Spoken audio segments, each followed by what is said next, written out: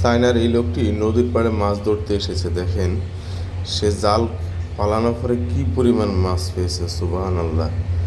মানে মাছ দেখলে আপনার চোখ কপালে উঠে যাবে। দেখেন এত মাছ আমি আমার জীবনে দেখিনি, যে এক খেপে এত মাছ। দেখেন লোকটি জাল টেনে উঠানো সম্ভব হচ্ছে না, এত পরিমাণ মাছ।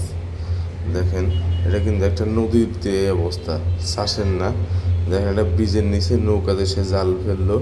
দেখেন কি পরিমাণ মাছ, সুবহানাল্লাহ। আসলে ভাই রিজিকের মালিক আল্লাহ। দেখেন এত মাছ কি আগে কখনো দেখেছেন? কমেন্ট করে জানাবেন। দেখেন এত পরিমাণ মাছ সে ভাগে ভাগে তারপর নৌকা জালটাকে নৌকাতে উঠাচ্ছে। দেখেন টেনে তার পক্ষে উঠানো সম্ভব হচ্ছে না, এত পরিমাণ মাছ, সুবহানাল্লাহ।